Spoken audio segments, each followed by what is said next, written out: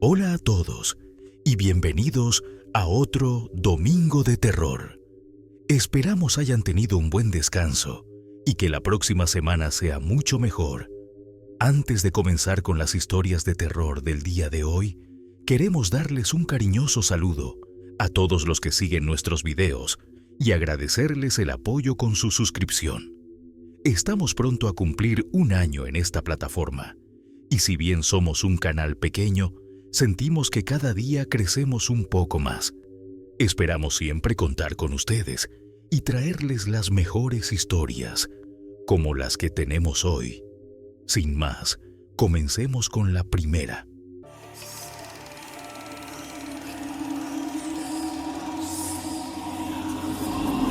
Bienvenidos a Ecos Paranormales. Parálisis de pesadilla. Les quiero contar lo más perturbador del ámbito paranormal que me ha pasado hasta ahora. Les juro que puedo recordarlo como si fuera ayer, y es que lo que sentí fue tan espantoso que me es y será imposible de olvidar. Desde niña he sufrido de la famosa parálisis del sueño. Solían ser del tipo del que sientes y escuchas una especie de presencia, y contaba con que ya de adulta no me pasaría. Bueno, tengo 45 años y al menos una vez al mes me pasa. En la época en que me sucedió aquella horrible experiencia, estaba justamente pasando por mi divorcio. La verdad la pasaba muy mal y casi no dormía. Mi hija más pequeña empezó a tener pesadillas y terrores nocturnos. Pensé que mi pobre niña había heredado los trastornos del sueño de su madre. De igual manera, todo lo que pasaba en casa se lo atribuía al estrés por el que toda mi familia estaba pasando. Mi hijo mayor también me contaba que algunas noches se despertaba de repente y algo le decía que mirara hacia la esquina de su cuarto, donde está su closet, y justo allí veía una sombra alta.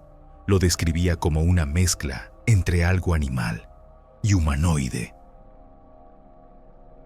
Me arrepiento de haber pensado que mis hijos simplemente manifestaban su tristeza de esa manera, con pesadillas y miedo a sombras que no existían más allá de su mente.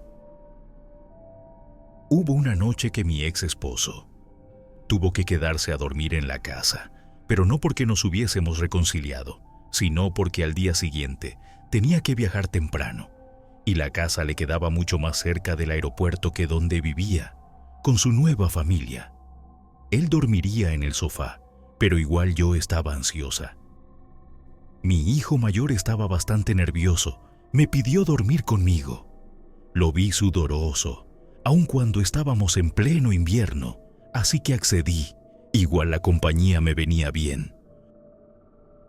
Como de costumbre me costó quedarme dormida, pero justo cuando estaba por caer, sentí aquella fea sensación, como si me jalaran, y supe que se avecinaba otra parálisis. No intenté luchar y solo me dejé llevar. En eso, sentí un fuerte escalofrío en las piernas y vi unas manos huesudas que me acariciaban. Un rostro se asomó detrás de aquellas manos, uno de mujer, igualmente huesudo y de ojos totalmente negros. Otro par de manos empezó también a tocarme, pero esta vez el rostro detrás era el de mi ex. Sus ojos no eran negros, sino más bien vacíos. Su piel estaba quemada y le corría por cada mejilla un hilito de líquido sanguíneo, como si recién se los hubieran sacado. Me desesperé por despertar. Pude ver cómo aquellas manos empezaban a tocar ahora a mi hijo. Intentaba rezar, pero no lograba recordar bien mis oraciones. Le gritaba con la mente a mi hijo para que despertara. Hasta que un fuerte grito logró traerme de vuelta. Era mi hijo quien había gritado. Estaba llorando. Yo también estaba alterada, pero intentaba calmarlo. decidí no contarle lo mío, para no ponerlo peor. ¿Cuál sería mi sorpresa cuando me empezó a describir exactamente lo que yo había visto? Cada detalle, desde las manos esqueléticas hasta el rostro quemado y sin ojos de su padre. Recién me atreví a contarle como un año después, cuando ya todo se había calmado. Siempre me quedó la duda de cómo es posible compartir parálisis de sueño, a menos que sea otra cosa, bastante alejada de lo que dice la ciencia que es. De verdad es algo que jamás quisiera volver a vivir, especialmente porque ya sé que no se trata de una simple parasomnia. Un pirómano oscuro. Esta no es mi historia, sino la de mi abuelo Gerardo. Después de escucharla entendí que no siempre las cosas malas que hace un ser humano es por elección. A veces, y solo a veces, pueden estar alentadas por algo más. Mi abuelo era bombero en una ciudad fronteriza con los Estados Unidos y posteriormente le ofrecieron un traslado al otro lado, en la Baja California. Por este motivo no tuve mucho contacto con él después que se fue, pero hace unos años atrás tuvimos que ir a verlo porque estaba enfermo y fue diagnosticado con trastorno postraumático, supongo por todo lo que ha vivido a lo largo de sus años siendo bombero de tiempo completo. Solo sabía de él que era un tipo muy creyente, igual que su hija, mi madre. Siempre tenían un rato los domingos para ir a misa, y tengo vagos recuerdos de eso, ya que era muy niño aún. Pero mi madre siempre me lo recordaba. No sé si para que yo lo sepa, o para ella convencerse de algo. Fuimos a verlo al hospital donde estaba. El viejo estaba en bastante buen estado. Era de esos típicos bomberos fuertes y sin miedo a nada. Y según nos enteramos más tarde, nunca quiso escalar posiciones en el departamento de bomberos, porque decía que su lugar era combatiendo las llamas. A los pocos días le dieron el alta y lo llevamos hasta su ranchito donde vivía solo. Tenía un par de animales, su caballo negro como la noche a quien apodó Ceniza, y algún que otro perro que vaya a saber si en verdad eran de él. La cosa es que mi madre tenía que volver a su trabajo y yo estaba de vacaciones en el colegio, por lo que mi abuelo insistió en que me quedara una semana, y luego él mismo me pagaba los pasajes a mi ciudad. No voy a mentir, a pesar de estar en Estados Unidos, ahí no había más que desierto, así que dudé bastante de quedarme, pero al final accedí. Pasaron los primeros 2 días, y el viejo era bastante agradable. Sus incontables historias de incendios forestales y edificios en llamas eran fascinantes. No era de esos que se creían los protagonistas de sus propias historias. Más bien parecía resaltar más el trabajo de sus compañeros que el de él mismo. Cada día sus relatos incrementaron en detalles, crueldad, y el tono era mucho más serio que de las primeras anécdotas.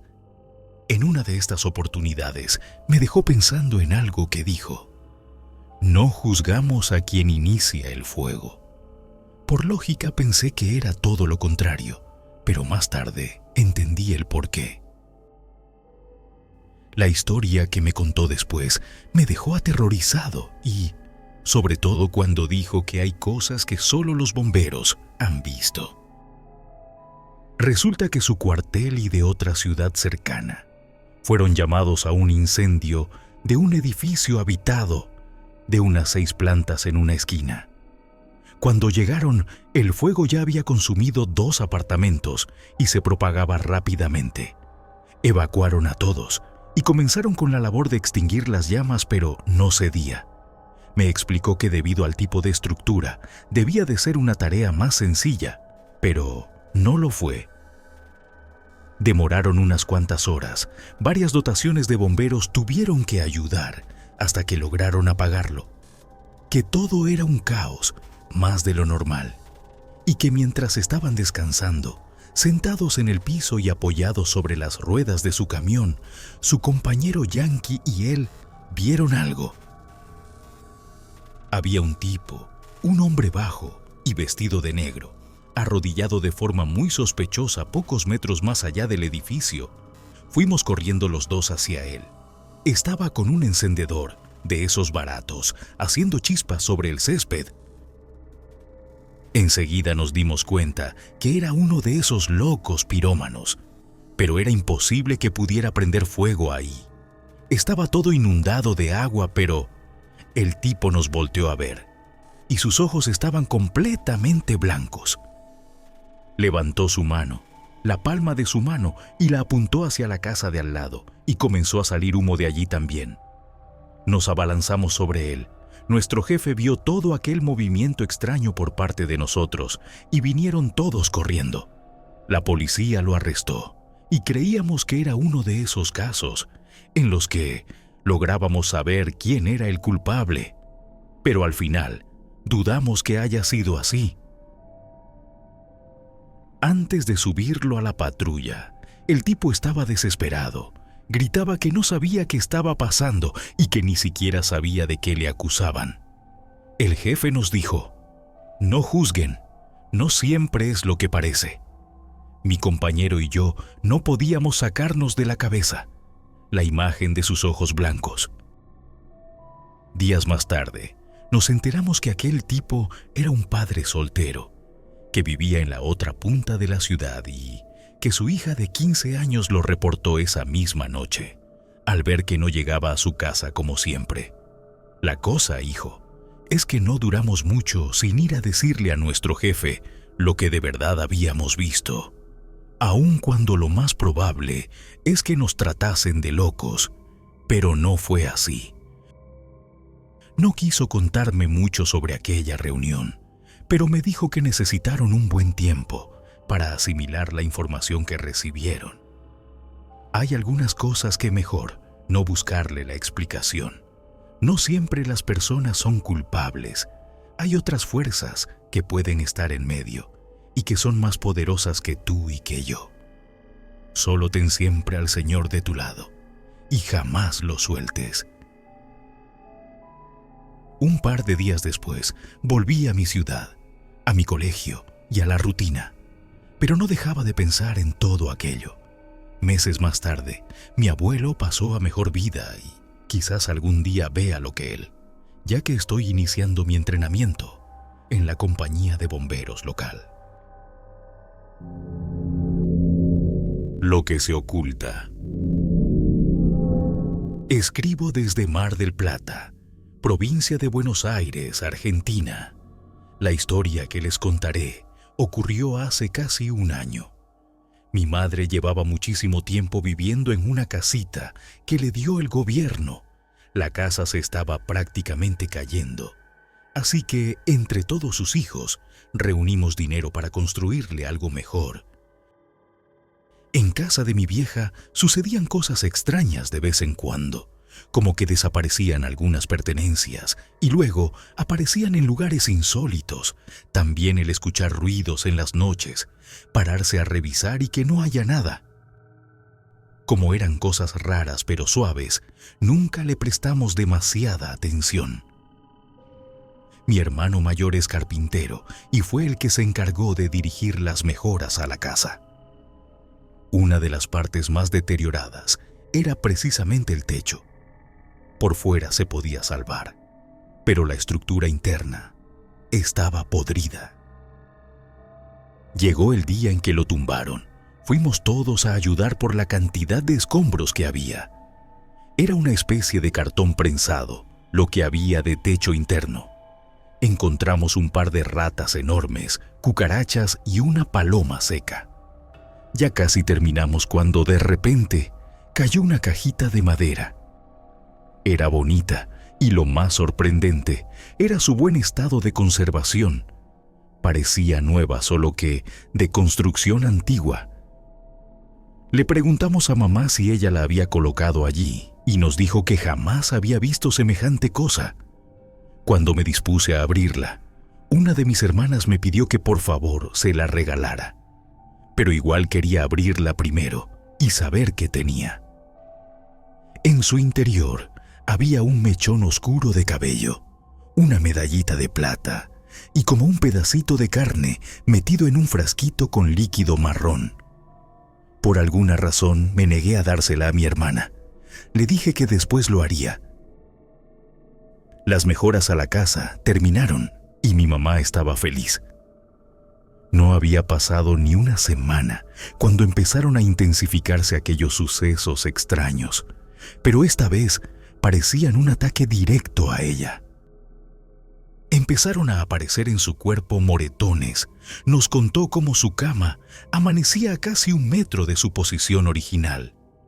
La casa se llenó de hormigas negras y, lo que más nos asustó a todos, mi madre había comenzado a escuchar voces. La llevamos al médico, le hicieron exámenes y estaba todo bien. Le recomendaron asistir al psicólogo y así lo hizo. Mientras tanto, seguía la actividad. No recuerdo exactamente después de qué número de sesión con la doctora. Mi madre me llamó desesperada y me pidió que le devolviera aquella cajita que habíamos encontrado en el techo. A mí se me había olvidado siquiera que la tenía. La había guardado en mi mesita de noche, pero, por alguna razón, la ignoraba, incluso cuando me gustó tanto su diseño. Me dijo que se dio cuenta que todo empezó después que se remodeló la casa, que algo debimos haber alterado. Le dije que me parecía una tontería, que algo más debía ser. Imaginé que, bueno, la quemaría, la botaría o algo así. Pero mi madre tomó la decisión de devolver la caja a donde estaba. Le seguimos la corriente para que dejara la paranoia. Pero los sorprendidos fuimos nosotros. Lo crean o no todo se calmó hasta que simplemente dejaron de pasar cosas. Esta experiencia fue bien rara para mí. Investigué lo que pude al respecto y encontré desde brujería hasta la posibilidad que hubiera sido mi propia madre quien causara todo. Algo del fenómeno poltergeist y una serie de cosas por el estilo. Lo que sí puedo asegurarles es que yo misma experimenté un par de cosas sin explicación después de la remodelación, pero, en el fondo, sigo sin saber qué pensar.